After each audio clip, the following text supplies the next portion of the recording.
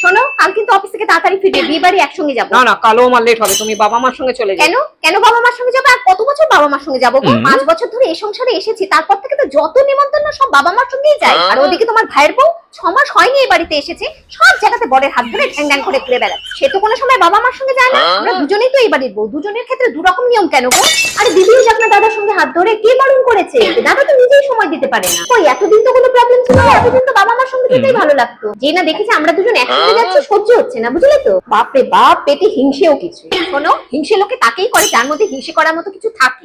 ওর মধ্যে কি আছে গো? আরে ম্যাডাম, আপনাকে কে বোঝাবে? শুধু বাইরে গিয়ে কাজ করলে গুণী হয়ে যায় না। করুন একদিন আমার মতো সংসারের জন্য, সকাল থেকে রাত অবধি, তাহলে না বুঝবো। ও তো রোজই বাইরে থাকছে, তাতে সংসারে কারো কিছু ফারাক পড়ছে কি? আর আমি একদিন যদি বাড়ির বাইরে থাকি না, এই সংসার অচল। তাহলে বোঝো হিংসে কে কাকে করছে। চাকরি করতে গেলে না যোগ্যতা লাগে, মুখ দেখে কেউ চাকরি দেয় না। কিন্তু এটা তোমার বউদিকে কে বোঝাবে? বয়স বেড়ে গেছে কিন্তু বুদ্ধি হাঁটুতেই রয়ে গেছে। সবসময় লোকের সামনে খোটা দিবি, ছোট তুই কিছুই পারিস না, সংসারে কিছুই কাজ জানিস না, কোনো রান্না জানিস না। আরে বাবা, আমি কি করে জানবো? আমি ছোটবেলা থেকে বাইরে বাইরে থেকে পড়াশোনা করেছি। যদি আমি হাউস ওয়াইফ হতাম তাহলে তো আমাকেও করতে হতো। আচ্ছা, উনি পারবে বাইরে গিয়ে কাজ করতে? পড়াশোনা যেন আমি করিনি। আরে আমি পড়াশোনাও করেছি, সাথে সংসারে কাজও শিখেছি। আর সেই সঙ্গে বড়দের সঙ্গে কি করে ব্যবহার করতে হয় না, সেটাও আমার বাবা মা শিখিয়েছে। মেয়ে জাত বিয়ে করে যেতে হবে তো অন্যের সংসারে, অন্তত কিছু কাজ তো লোকে শেখায়। আর ও যেভাবে কথা বলে না, শুনলে মনে হয় আমি অশিক্ষিত। দেখো, আমি কিন্তু অশিক্ষিত নই। তোমার সঙ্গে বিয়ের জন্য কলেজের বিয়েটা আমি কমপ্লিট করতে পারি। সেই সময় যদি আমার বিয়েটা না হতো, আজকের দিনে আমিও কাজ করতাম, কিন্তু ওর মতো কিন্তু বড়াই করতাম। আমাকে নিয়ে তোমার বাবা মার কিন্তু কোনো প্রবলেম নেই। অ্যাকচুয়ালি যাদের থাকার কথা ছিল, কি পড়ছি, কি খাচ্ছি, কি করছি, কোনো মাথা ব্যথাই নেই। যত মাথা ব্যথা তোমার বউ, সবই টাকা, বুঝলে? টাকা দেখলে সবাই চুপ। আজকে তোমার ভাইয়ের বউ টাকা ইনকাম করছে বলে যা খুশি তাই করছে, আর তোমার বাবা মা কিচ্ছুই বলছে না। আর আমার ফার্স্ট ইয়ারে বিয়ে হয়ে গেছিল, বাচ্চা মেয়ে।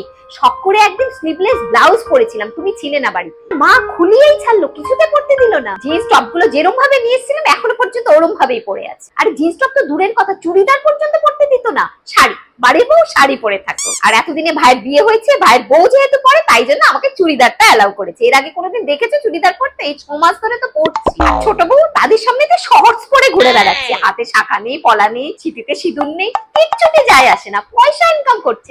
আর আমি যে সংসারের জন্য সকাল থেকে রাত অব্দি খেটেই যাচ্ছি, কার কখন কি দরকার সমস্ত কিছু খেয়াল রাখছি, কিন্তু আমার কি চাই সেই খেয়াল রাখার কেউ নেই। কতদিন থেকে একটা রান্নার মাসির কথা বলছি, তাতেই তার আপত্তি। রান্নার মাসির রান্না নাকি বাড়ির মতো হয় না। আরে হয় না তো হয় না, যা হয় সেটাই খাবো। তুমি বাড়ির রান্নাও চাইবে, রান্না করতে গেলে খোটাও দেবে, আবার শরীরে আরামও দেবে। সবকিছু তো একসাথে হয় না, বলো? কাজের লোকের রান্না বাড়ির কারো পছন্দ নাই। মনে নেই এর আগে শিখাদিকে রেখেছিলাম, রান্না খারাপ করতো শিখাদি, তোমার মা রাগ করতো আমার।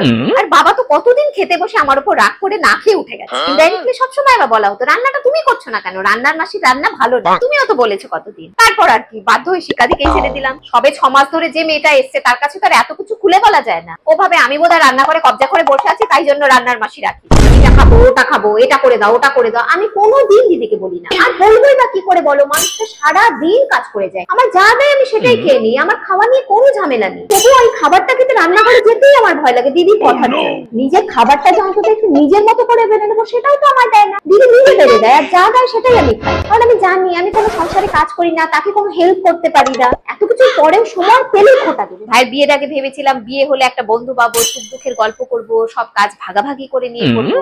আর বিয়ের পর কাজ ভাগাভাগি তো দূরে থাকুক, পাতের ভাতটা পর্যন্ত আমাকে দিতে হয়। ও কি বলে, তুমি দাও কেন? তো কি করবো, ও কি পারে? যদি ভাত বাড়তে যায়, ভাতের হাতা মাছে দিচ্ছে, মাছের হাতা আবার ভাতে দিচ্ছে, ডালে দিচ্ছে, কি করছে না করছে তার ঠিক নেই। আর সুখ দুঃখের গল্প নিজের যখন ইচ্ছে করে আমার কাছে এসে সবকিছু, মা এই বলেছে, বাবা ওই করেছে, বর কেন এই করে ওই করে। কিন্তু আমার যদি কোনো সময় শেয়ার করার ইচ্ছে হয় না, তাহলে সেটা শোনার মতো ওর কাছে সময় নেই। এসব তো ঠিক আছে, কিন্তু বৌদির জন্যই আজকে আমরা একসঙ্গে আছি, এটা কিন্তু ভুলে যেও না।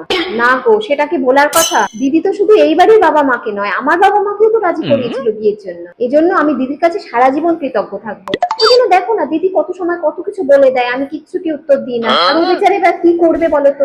সারা দিন সংসারের কাজ করে, তার উপর ছোট বাচ্চাটা। মাঝে মধ্যে না এই চাপে ফ্রাস্ট্রেটেড হয়ে যায়। কি করবো বলো? আমিও তো বিজি থাকি। আজকে তো ফ্রি আছি, যাই দিদির সঙ্গে কি একটু ফুচকা খেয়ে আসি। কি সময় আর কোথায় পায়? তুমি এত কিছু বলছো মেয়েটাকে, তবে মেয়েটা কিন্তু খারাপ নয়। এত বছরে তোমার জন্মদিনের কথা কেউ ভাবেনি, কিন্তু মেয়েটা ভেবেছে। মানে কাল আমায় ফোন করে তোমার পছন্দের খাবার, তোমার পছন্দের কালার সব শুনেছে। দুদিন বাদে তোমার জন্মদিন, তোমার সারপ্রাইজ দেবে।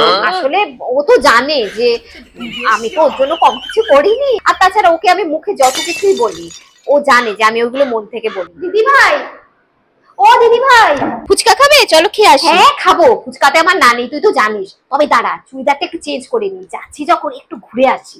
কতদিন ধরে বাইরে যাওয়া হয় না বলতো।